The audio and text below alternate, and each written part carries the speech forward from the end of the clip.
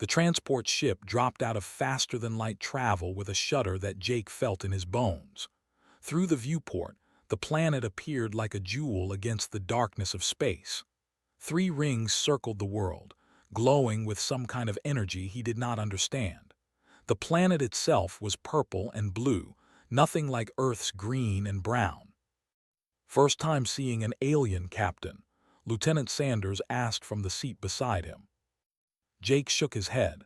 "Third one, but this is different. We're not here to explore or trade. We're here because they're angry with us." Nodded slowly. The border dispute had been going on for 6 months. Human ships had crossed into what they called their territory. Earth claimed the space was neutral. 3 skirmishes had happened already, small fights that killed people on both sides. The Galactic Council wanted it stopped before it became a real war. "You think they'll listen?" asked. "I think they'll do whatever their queen decides," Jake said. "From what I've read, Queen has total power. If she wants peace, we get peace. If she wants war, we get war." The ship descended through the atmosphere. The capital city spread below them, massive towers that seemed to grow from the ground like crystal trees. Everything gleamed in the light of the system's twin suns. Ships moved between the towers in organized streams, thousands of them flowing like rivers of metal. They landed on a platform near the largest tower. Jake had been a soldier for 12 years, had fought in 3 campaigns, and had negotiated with hostile forces before. But stepping onto that platform, breathing alien air, he felt something he rarely experienced: nervousness. A group waited for them. They stood tall, taller than humans by at least a foot. Their skin had patterns like tiger stripes, but in shades of silver and blue. Their eyes were large and dark, positioned slightly to the sides of their heads. They wore robes that seemed to shift colors in the light. The one in front stepped forward. "I am Chancellor, advisor to Queen. You are the human representatives." "Captain Jake, Earth Defense Forces," Jake said. He did not offer his hand. He had learned that many alien species did not shake hands. "This is Lieutenant Sanders." "The Queen will not see you," said flatly. "You will negotiate with me." Jake felt his jaw tighten. "With respect, Chancellor, we came here to speak with Queen. Earth sent me specifically because she agreed to meet. The Queen has changed her mind. Humans are not worthy of her time." Stone made it clear what he thought of humanity. Jake knew this moment mattered. If he backed down now, the negotiations would fail. Earth would look weak. They would push harder on the border. More people would die. "Then I invoke the right of challenge," Jake said clearly.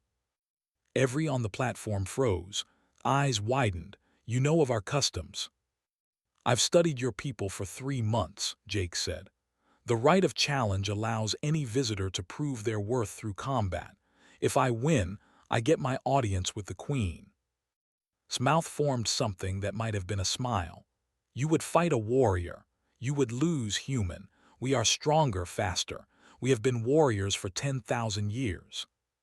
"Then you have nothing to fear from accepting," Jake replied. For a long moment, nobody moved, then touched a device on his wrist and spoke in his own language. Jake caught only a few words. He had learned some, but not enough to follow rapid speech. "Very well," finally said. "The Queen herself will face you in the arena. She wishes to demonstrate personally why humans should learn their place." Grabbed Jake's arm. "Are you insane? You're going to fight their Queen." "It's the only way she'll talk to me," Jake said quietly. "Besides, the combat isn't meant to kill. It's ceremonial, first blood or submission." "That's still fighting an alien warrior queen who probably trained her whole life." Jake smiled without humor. "Then it's good I trained my whole life too." They were taken through the crystal towers to an arena. It was smaller than Jake expected, maybe 50 feet across, with a floor of smooth white stone. Seats rose on all sides, already filling with citizens who had somehow heard about the challenge. News traveled fast here.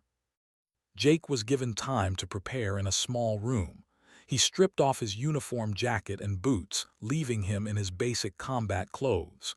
He wrapped his hands carefully. No weapons were allowed, which was fine. Jake had trained in 8 different martial arts. His body was his weapon. When he entered the arena, the crowd made a sound like wind through metal pipes. Their version of cheering, maybe, or jeering. He could not tell. Queen entered from the opposite side. Jake had seen pictures, but they had not prepared him. She was tall like all, but she moved with perfect grace. Her skin patterns were gold and silver instead of blue. She wore simple fighting clothes that showed the lean muscle beneath. Her dark eyes fixed on him with an intensity that made him want to step back. But he did not step back. He stood his ground and met her gaze.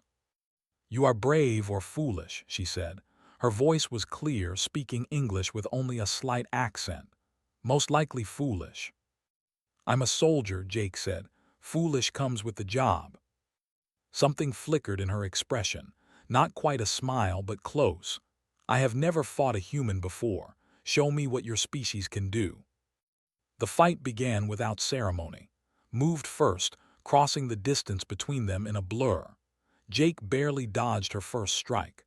Her fist passed through the space where his head had been a moment before.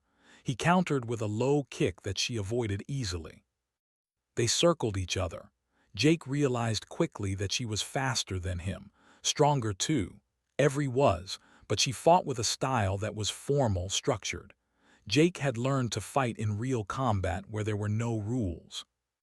He attacked with a combination that started high and finished low. She blocked the first 2 strikes, but the sweep took her by surprise. She stumbled but did not fall. Her counter was lightning fast. Her hand caught him across the jaw, and Jake tasted blood. First blood. By the rules, the fight should be over. But did not stop. She pressed her attack, and Jake understood.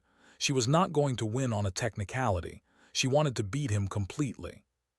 Fine, he could work with that. Jake shifted his strategy.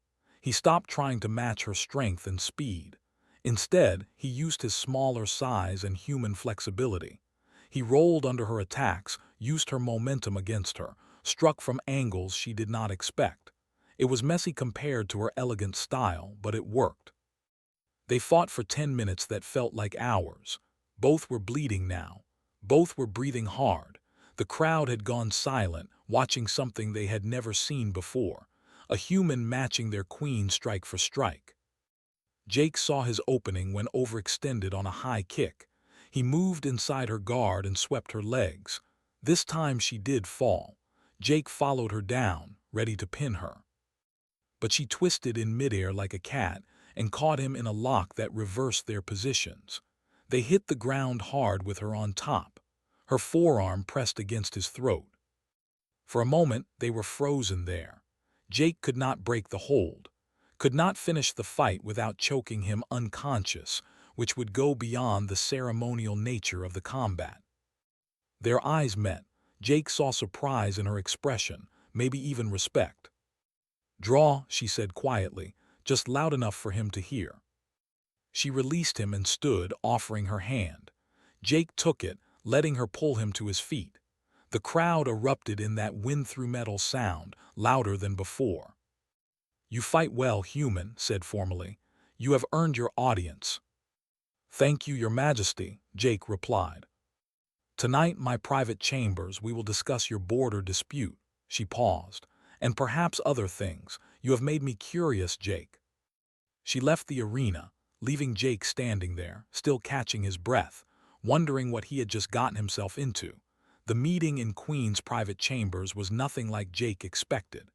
He had prepared for formal negotiations, for cold political discussion in a throne room surrounded by advisors. Instead, a guard led him to quarters that felt almost comfortable. The walls still had that crystal quality of architecture, but the furniture was simple. Books lined shelves in both script, and what looked like translations from a dozen other species. Sat by a wide window that looked out over the city. She had changed from her fighting clothes into a flowing robe of deep blue. She was reading something on a display screen that floated in the air before her. "Come in, Captain," she said without turning around.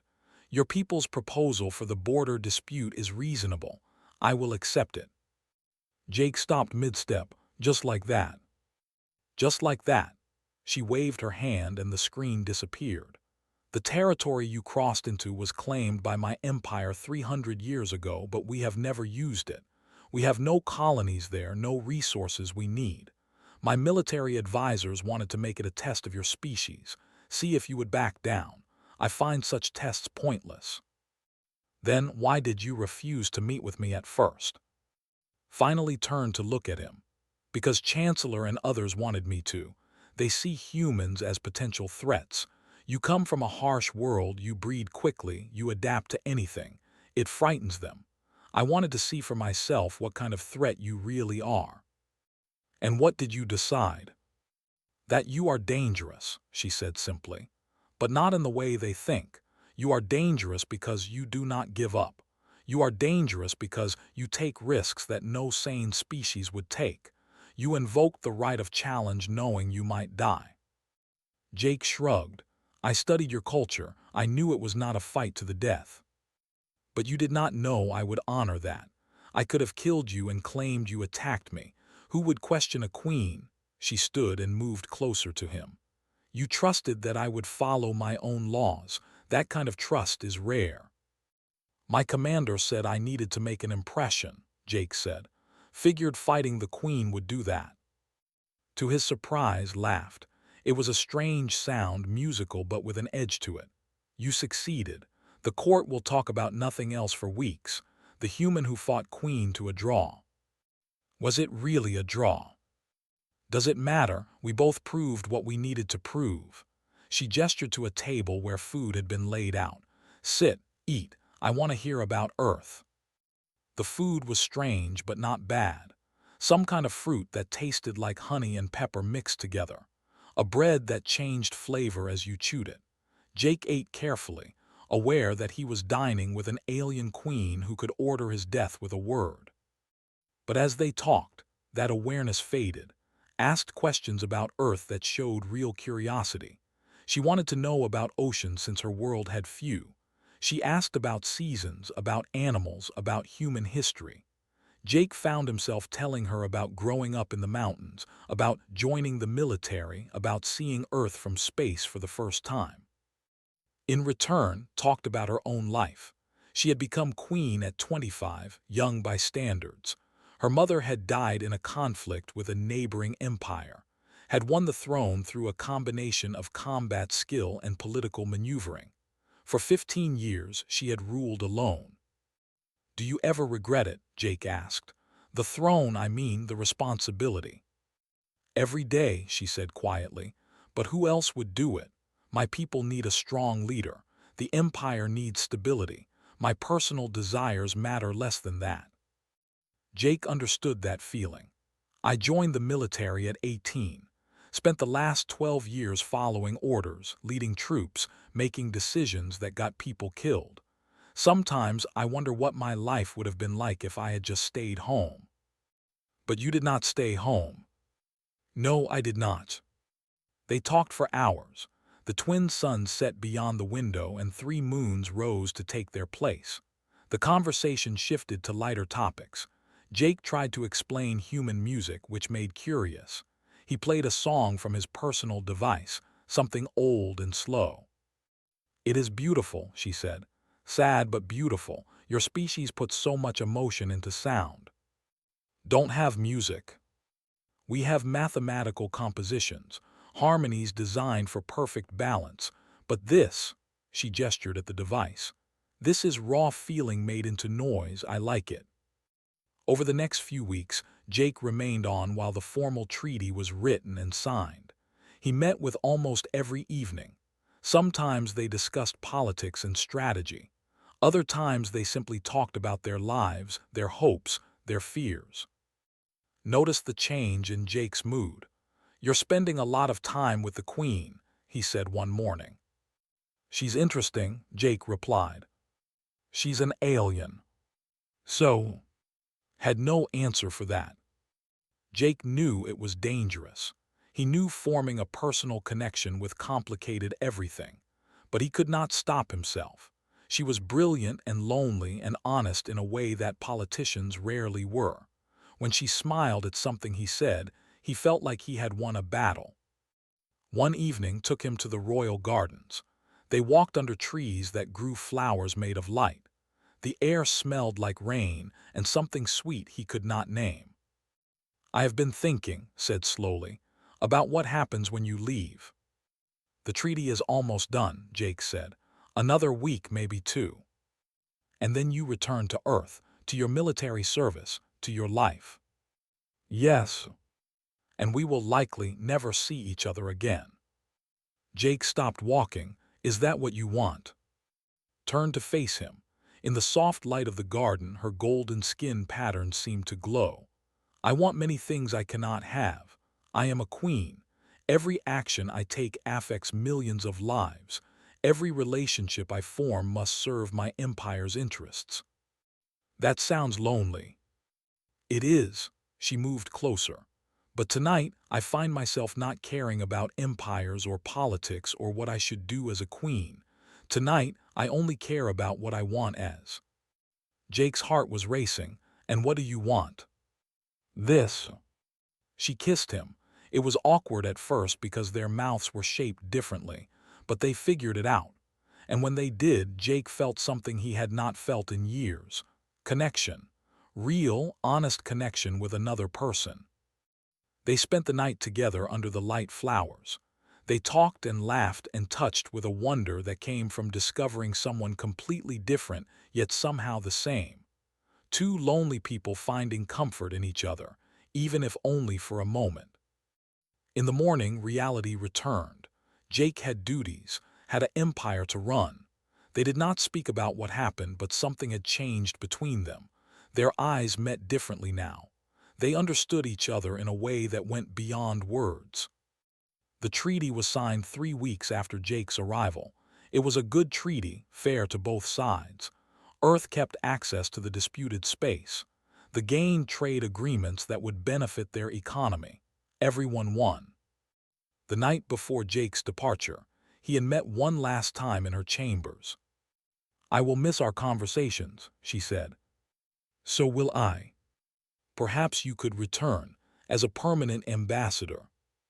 "My commanders want me back on Earth. New assignment." Jake looked at her. "This past month has been." "I know," she placed her hand over his. "But we both have duties. You cannot stay, I cannot leave. Some things are simply not possible." She gave him a gift, a small crystal on a chain. "This is a tradition, given to warriors who prove themselves. Wear it and remember that you impressed a queen." Jake put it on. "I could never forget you." "Nor I you, Jake." They kissed one more time. Then Jake left, walking through the crystal towers toward his transport ship, carrying memories he would treasure forever. The ship lifted off the next morning. Jake watched shrink in the viewport until it was just another point of light against the stars. Sat beside him, quiet for once. "You okay?" finally asked. "I will be," Jake said. But as they jumped to faster-than-light speed, leaving behind, Jake touched the crystal around his neck and wondered if that was true. He felt like he had left part of himself on that alien world with that alien queen. 3 weeks later, back on Earth, Jake stood in General Lisa's office, receiving his next assignment. He should have been focused on the briefing. Instead, he kept thinking about golden skin and dark eyes and conversations under light flowers. "Captain, are you listening?" asked sharply. "Yes, General, sorry." Studied him. "The mission was a success. You should be proud." "Thank you. Is there something you want to tell me about your time there?" Jake met her eyes. "No, General, nothing to report." It was not exactly a lie. What happened between him and was personal, not professional. It had not affected the mission. It did not need to be in any official report. But late at night, alone in his quarters, Jake could not stop thinking about her. He wondered what she was doing, if she thought about him, if that night in the garden meant as much to her as it did to him. He would never know that far away on, Queen was asking herself the same questions. or that in a few weeks she would discover something that would change everything. Something impossible. Something that would force them both to make choices that would affect the entire galaxy. Queen stood in her private chambers, staring at the royal physician with an expression that could have melted steel. Dr. Myra, who had served the royal family for 30 years, had never looked so nervous. "Say that again," commanded. "You are pregnant, Your Majesty." Myra's hands shook slightly. "Approximately 3 weeks along. The scans are definitive." "That is impossible." "The evidence disagrees, Your Majesty." Sat down heavily. Her mind was racing. Reproduction required specific conditions. A queen only became fertile during certain cycles, and even then, conception required both genetic compatibility and a ceremonial process. She had done none of these things, except— "The human," she whispered. Myra nodded. "I can think of no other explanation, though I do not understand how it is possible. Human and biology should not be compatible. Our genetic structures are completely different." His hand moved to her stomach without thinking. A child. Jake's child. Part human, part something that had never existed before in the entire recorded history of the galaxy. "Who else knows about this?" asked sharply. "Only myself and your personal guard, Commander Vex. I have told no one else." "Good, it must stay that way. If this becomes public knowledge before I decide what to do." She did not finish the sentence. She did not need to. Both women understood the political disaster this could create. A queen pregnant with an alien child. The traditionalists in court would demand her removal. Other empires might see it as weakness. And worst of all, it could destroy the fragile peace treaty with Earth. "There are options," Myra said carefully. "If you wish to end the pregnancy, it could be done safely and quietly." His hand tightened on her stomach. "No." "Your Majesty, I must warn you. This pregnancy will be unlike anything we have experienced. The child is a hybrid. I cannot predict how it will develop or what complications might arise. You could be putting your life at risk." "I said no," stood her voice firm. "This child exists. It lives. I will not end that life regardless of the complications." Myra bowed. "As you command. Then I will need to monitor you closely, and I may need to consult human medical databases to understand the human half of the child's biology." "Do so carefully. Do not raise suspicion." After Myra left, walked to her window. The city spread below her, millions of going about their lives. They trusted her to lead them wisely. What would they think of a queen who had been so careless, who had allowed herself to become pregnant by an alien? But when she thought about Jake, she did not feel regret. That night in the garden had been real, honest, a moment where she was not a queen, just a woman. She would not take that back even if she could. The question was what to do now. Far away on Earth, Jake was in a training exercise when the summons came. General wanted to see him immediately. He finished the drill, showered quickly, and reported to her office. Looked worried. That was unusual. She was a veteran of 30 years, tough as armor, never rattled by anything. "Sit down, Captain," she said. Jake sat. "I'm going to ask you something, and I need complete honesty. Your career depends on it, possibly more than your career." "Yes, General." "During your time on, did anything happen between you and Queen? Anything personal?" Jake's stomach dropped. "Why are you asking?"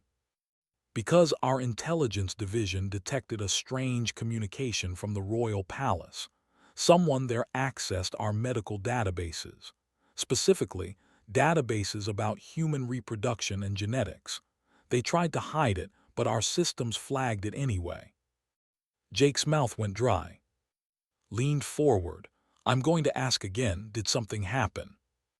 "Yes," Jake said quietly. We became close. One night we were together." "Together as in?" "Yes." Closed her eyes. "Oh, Jake, tell me you at least considered the consequences." "I didn't think there could be consequences. Different species, Different biology, it should not have been possible. Apparently it was possible. Pulled up a holographic display. 3 hours ago, I received a private communication from Chancellor. He did not say why, but he demanded that you return to immediately. As Earth's official representative, when I asked what this was about, he would only say it was a matter of extreme importance regarding the royal family. Jake's heart was pounding. You think she's pregnant? I think if she was not pregnant, they would not be accessing human reproductive data. And if she is pregnant, and you are the father, then we have a situation unlike anything in galactic history. Jake stood up. I need to go back now. Agreed, but understand this is not just personal anymore. If Queen is carrying your child, it affects diplomatic relations between Earth and the Empire. It could strengthen our alliance or destroy it completely. Fixed him with a hard look. What are your intentions toward the Queen?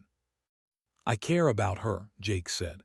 If she's pregnant with my child, I will do whatever it takes to support her. Even if that means staying on permanently.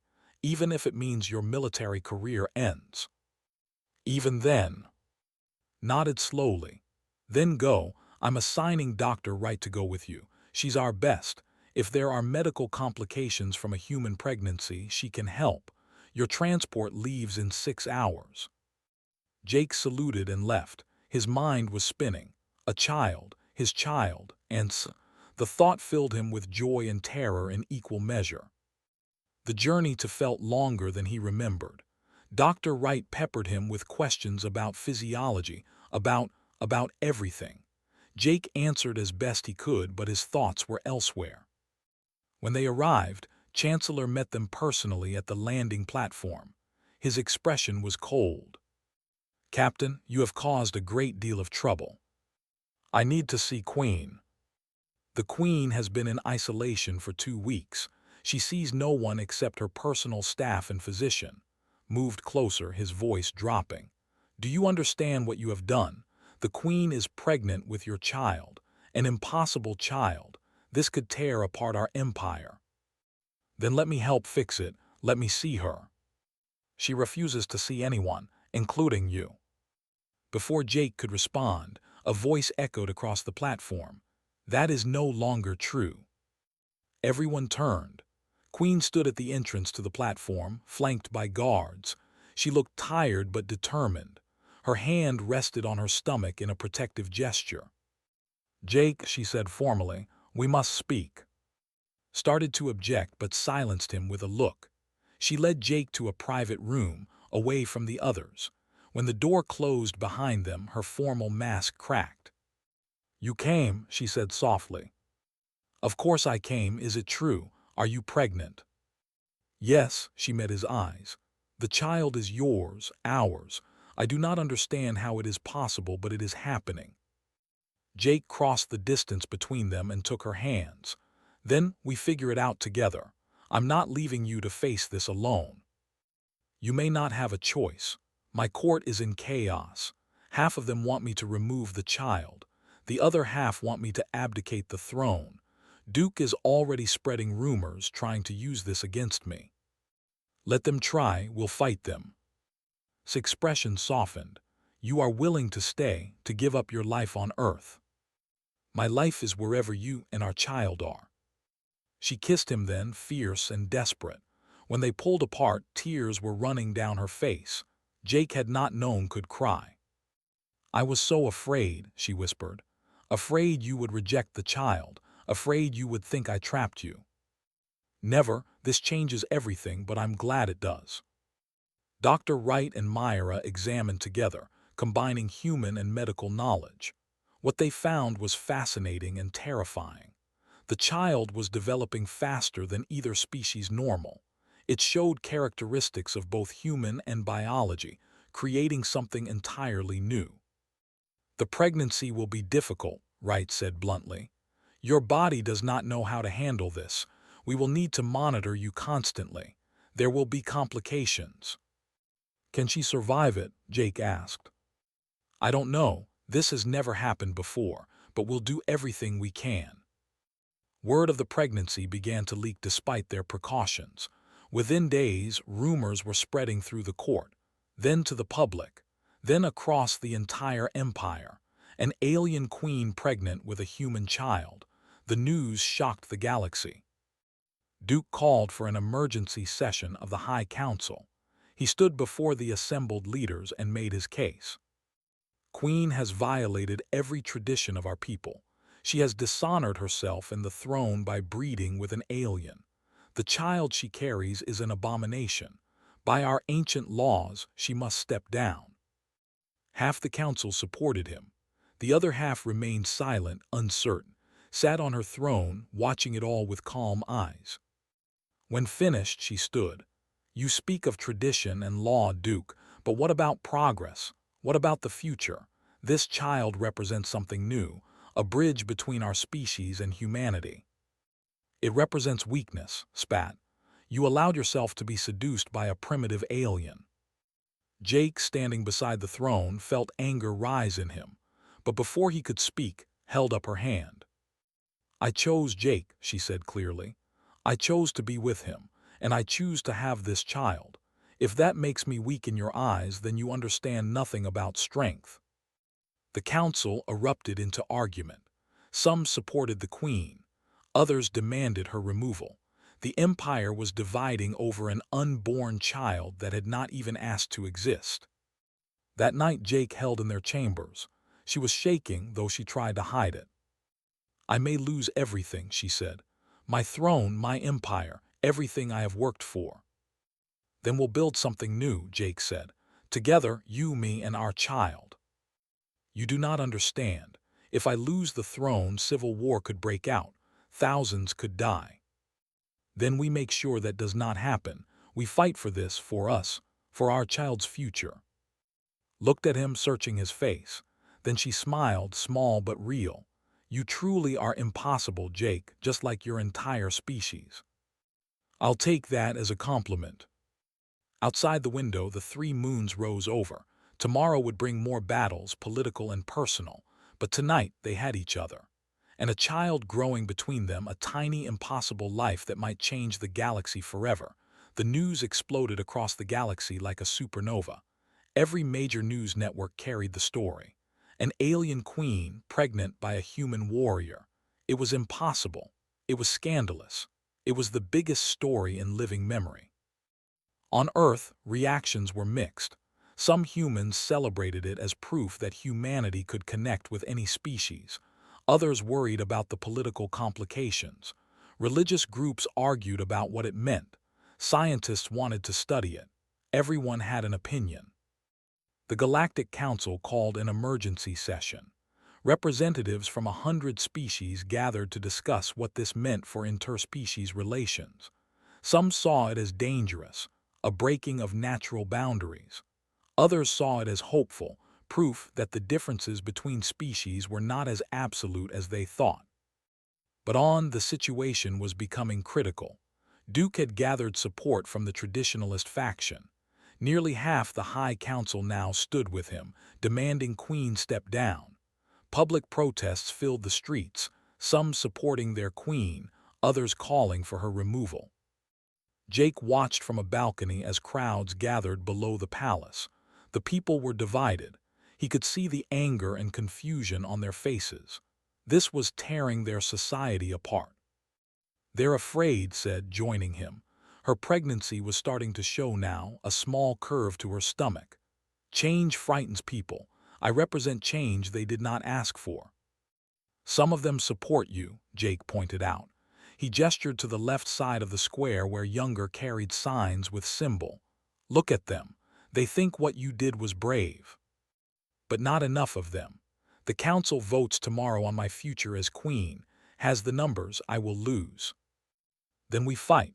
We make your case so strong they have to vote in your favor. Smiled sadly. You still think you can solve everything with determination. That is very human of you. It has worked so far. That evening, Jake was granted permission to address the High Council. It was highly unusual for a non to speak before them, but these were unusual times. He stood in the center of the council chamber while 50 leaders sat in a circle around him. "I know many of you think I seduced your queen," he began, "that I somehow tricked her or used her for political gain. I am here to tell you that is not what happened. What happened was two people from different worlds found understanding in each other. We did not plan it. We did not expect it, but it was real. Love between you and our queen does not make this acceptable," said coldly. "You have created a hybrid child that violates natural law. Your feelings are irrelevant." "Are they?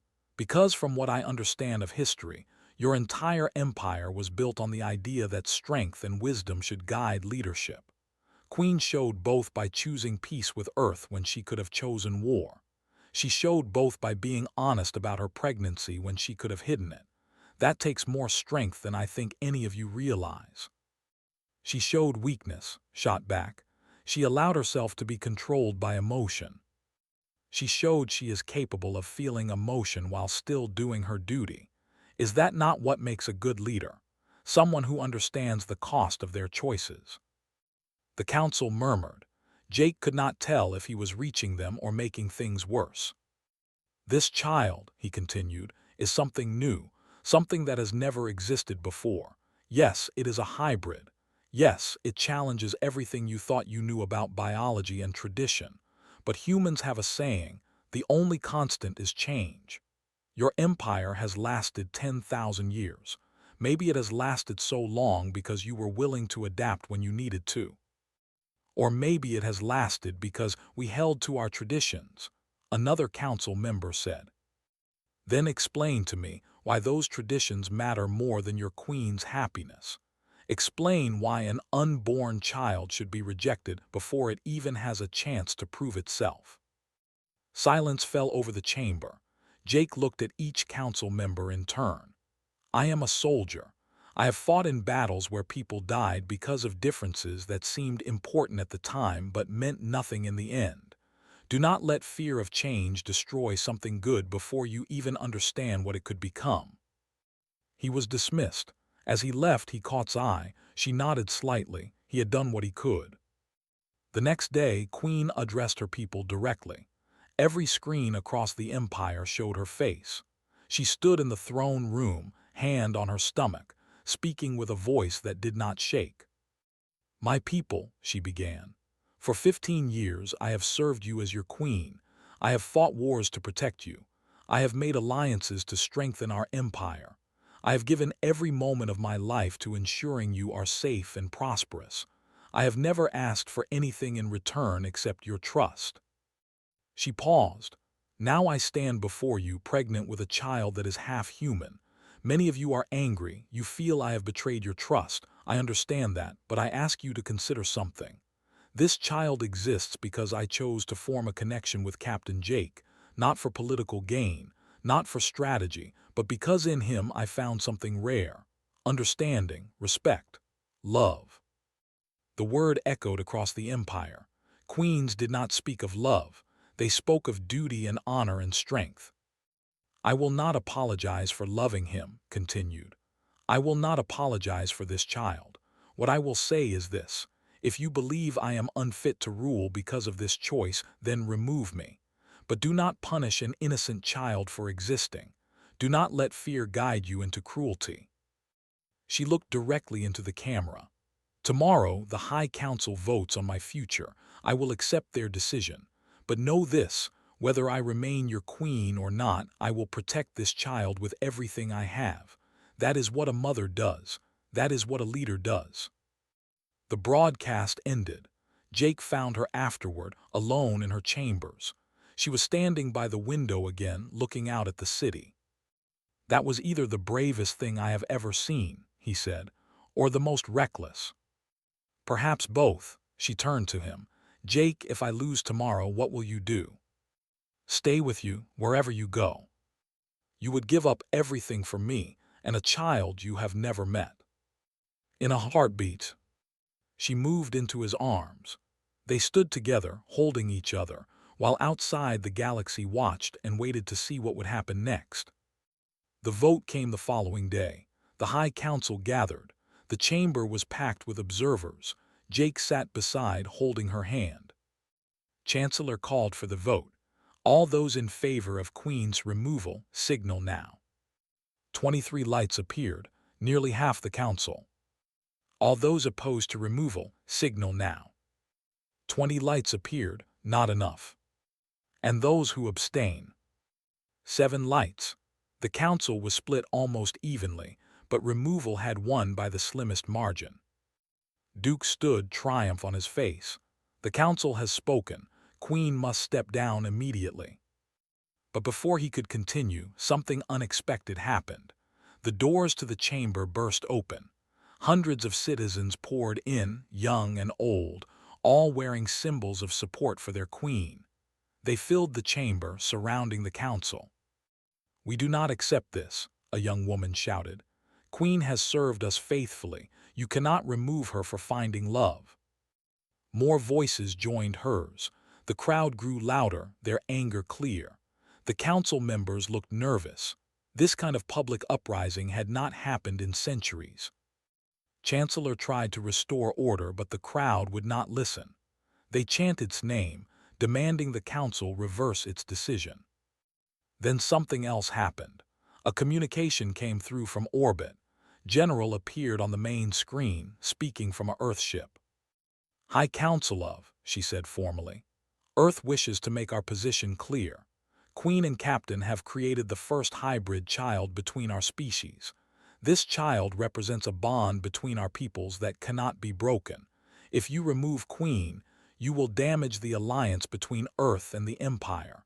We strongly urge you to reconsider your decision." Other species began sending messages. The Federation expressed support for. The collective called the child a symbol of unity. Even species that normally stayed neutral in such matters spoke up, saying that punishing would set a dangerous precedent across the galaxy. The political pressure was immense. The public uprising continued. The council was trapped between tradition and reality. Finally, one of the elder council members stood. "I wish to change my vote," she said quietly. "I voted for removal because I was afraid, but I have listened to our people. I have heard the voices of other species, and I realize that removing our queen would be a mistake that we would regret for generations." One by one, other council members changed their votes. The tide turned.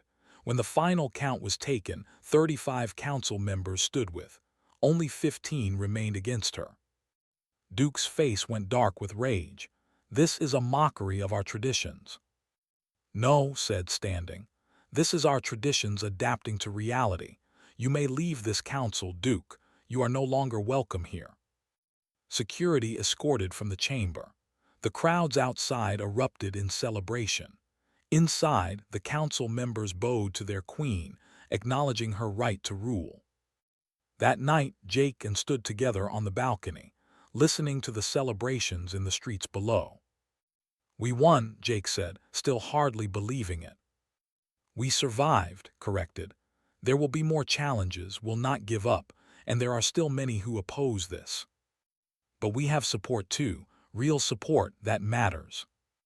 "Yes, it does." She leaned against him. "Dr. Myra says the baby is growing well, faster than expected but healthy." "Boy or girl?" "Too early to tell, but strong, very strong." Jake placed his hand over hers on her stomach.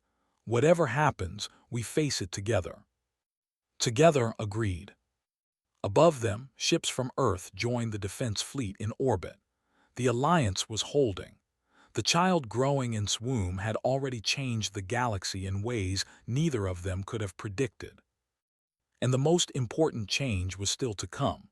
The pregnancy progressed faster than anyone expected. Dr. Myra and Dr. Wright worked together around the clock, monitoring its condition.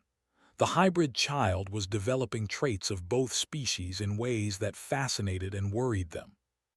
"Her bone structure is forming stronger than pure," Wright said, studying the scans. "But her cardiovascular system is more like human. It is like the child is taking the best features of both species." "Or the most dangerous combination," Myra added quietly. We still do not know if Queen's body can survive the birth. Jake overheard this conversation from outside the medical bay, his hands clenched into fists.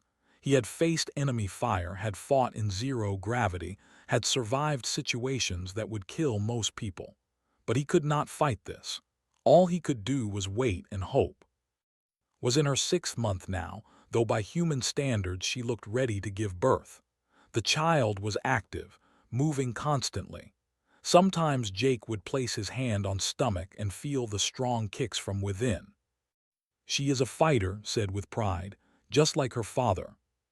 "You keep saying she," Jake noted. "The doctors say they still cannot tell." "A mother knows," smiled. "Besides, the royal line is always female. This child will be a girl." "What will we name her?" "I have been thinking about that. In tradition, royal children are given names that reflect their purpose, but she is also human. She deserves a name from both cultures." They spent many evenings discussing it, going through lists of names in both languages. Finally, they found one that worked: Maya. Simple in human terms, but in it could be written as, which meant bridge between stars. The political situation had stabilized, but tensions remained. Duke had been exiled, but he had supporters who continued to cause trouble. There were protests against the hybrid child. Some refused to accept that their empire would be tied to humanity through this birth. But there were also signs of hope. The alliance between Earth and grew stronger each day. Joint military exercises were conducted. Trade flourished. Cultural exchange programs brought humans to worlds and to Earth. The child had not even been born yet, and already she was changing how two species interacted. Then, in the middle of the night during the 7th month, Swatter broke. Jake woke to find her gripping his arm, her face tight with pain. "It is time," she said. The medical team assembled quickly. Dr. Myra and Dr. Wright had prepared extensively for this moment, but they both looked nervous. This was territory no one had mapped before. "How long until birth?" Jake asked. "Hard to say," Wright replied. "Could be hours, could be a full day. We just have to monitor and react to complications as they arise."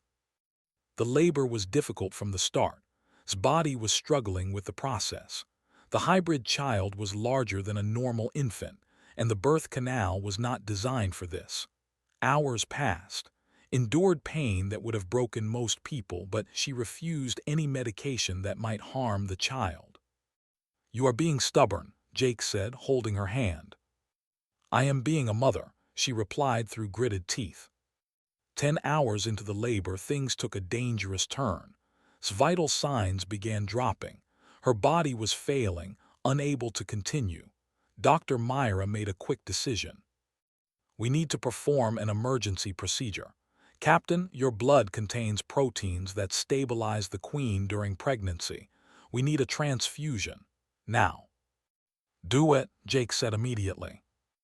They hooked him up to a machine that transferred his blood to. It was risky. Human blood in a body should not work, but somehow it did. Vitals stabilized. Her body found the strength to continue. 3 more hours passed. Jake stayed beside her, even though the blood loss made him dizzy. He would not leave, not for anything. Finally, after 20 hours of labor, the child was born. The sound she made was unlike anything Jake had ever heard. Not quite human, not quite, but a cry that somehow combined both.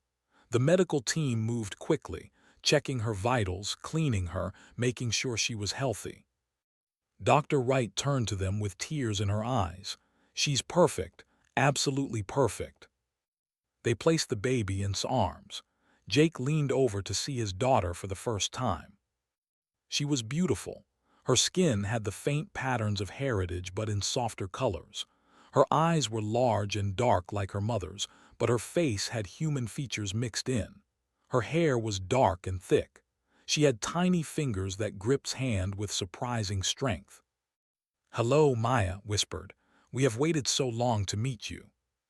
The baby looked up at her mother, and Jake would swear she smiled. News of the successful birth spread across the galaxy in minutes. The first human hybrid had been born healthy and strong. Scientists around the galaxy requested data. News networks ran continuous coverage. Some called it a miracle. Others called it the beginning of a new age. But in the medical bay, Jakin did not care about any of that.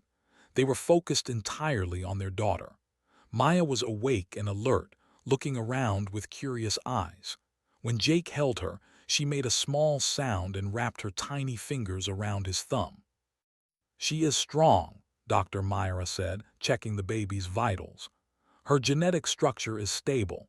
She has traits from both species working in harmony. If anything, she may be healthier than a pure member of either species." "What does that mean for her future?" Jake asked. "It means she will grow faster than human children but slower than. She will likely be stronger and more adaptable than either species. And her immune system appears to be remarkably advanced. She may never get sick." Wright added, "We'll need to monitor her development closely. But from what we can see, she represents something incredible. Not a weakness of either species, but a combination of their strengths." Over the next few days, recovered with surprising speed. The human blood in her system seemed to have had lasting effects. She was stronger now than before the pregnancy. The doctors theorized that the hybrid child had changed her biology permanently. The formal presentation of Princess Maya to the people was scheduled for a week after her birth. The royal family appeared on the palace balcony before massive crowds, held Maya up for everyone to see. The reaction was mixed. Some cheered wildly, celebrating their princess.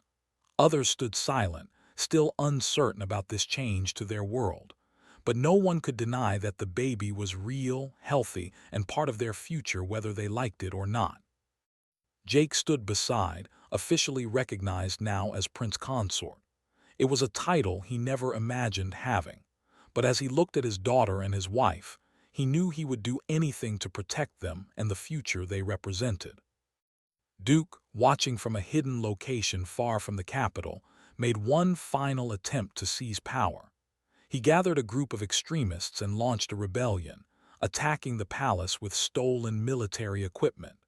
He declared that he would save the empire from the hybrid abomination and restore traditional rule.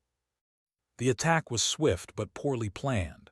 Defense forces, aided by human ships in orbit, crushed the rebellion within hours. Duke was captured trying to flee. He was brought before Queen for judgment. "You have betrayed your people," said coldly. "You have tried to kill an infant child because of your fear. What do you have to say for yourself?" Spat on the floor. "That child is not natural. You have doomed our empire by creating it." "No, I have given our empire a future where we are connected to humanity and stronger for it, but you will not be here to see that future." His voice was absolute. "You are hereby exiled from space permanently. If you return, you will be executed." Security dragged away. With him went the last serious resistance to Maya's existence. The Empire began to truly accept their hybrid princess. The following months were busy. Jake and adapted to parenthood together. Maya grew quickly, showing signs of remarkable intelligence. By 3 months old, she could focus on objects and follow movement with her eyes. By 6 months, she was already trying to communicate, making sounds in both English and languages. "She is learning faster than any child I have seen," Myra said during one checkup. "Her brain is processing information at an accelerated rate." "Is that dangerous?" Jake asked. "No, just different. She may be smarter than either of us by the time she is 5 years old." That was both exciting and terrifying to consider. The human alliance continued to deepen. Joint research facilities were built to study the implications of human hybridization. It turned out Jake and were not unique. Under certain conditions, the two species could produce children together. Several other human couples formed over the next year, each inspired by the example of the royal family. The Galactic Council formally recognized Maya as legitimate heir to the throne. Other species watched with interest. Some began exploring whether they too could form similar bonds with other species. The old boundaries that separated everyone were beginning to break down. One evening, Jake sat in the royal gardens, watching Maya play. She was 1 year old now, walking confidently and babbling in 2 languages. She had her mother's grace and her father's curiosity, constantly exploring everything around her. "Do you ever regret it?" asked. "Giving up your life on Earth, your military career, everything you knew?" Jake thought about it. "Sometimes I miss Earth. I miss old friends, the food, the mountains where I grew up. But when I look at you and Maya, I know I made the right choice. This is where I belong. Earth will always be part of you, part of Maya too. We should visit sometime. Let her see where her father comes from." "I would like that." Maya toddled over to them, holding out a flower she had picked. It was one of the light flowers that grew in the garden, glowing softly in her small hands. She offered it to Jake with a huge smile. "Dada," she said clearly. It was one of her first real words. Jake's heart melted. He took the flower and pulled his daughter into his lap. "Thank you, Maya." She giggled and snuggled against him, leaned on his shoulder, and they sat together as a family, watching the sun set over the alien city that had become home. "She will do great things," said quietly. "Our daughter. She will bridge not just 2 species but entire cultures. She will show the galaxy what is possible when we choose cooperation over conflict." "That is a lot of pressure for a 1-year-old, Jake said with a smile. "She is strong. She can handle it just like her parents." Above them, the stars came out. Among those stars were human worlds and worlds, now connected by more than just treaties and trade. They were connected by family, by blood, by a tiny child who represented the future of galactic civilization. Maya pointed up at the stars and made a questioning sound.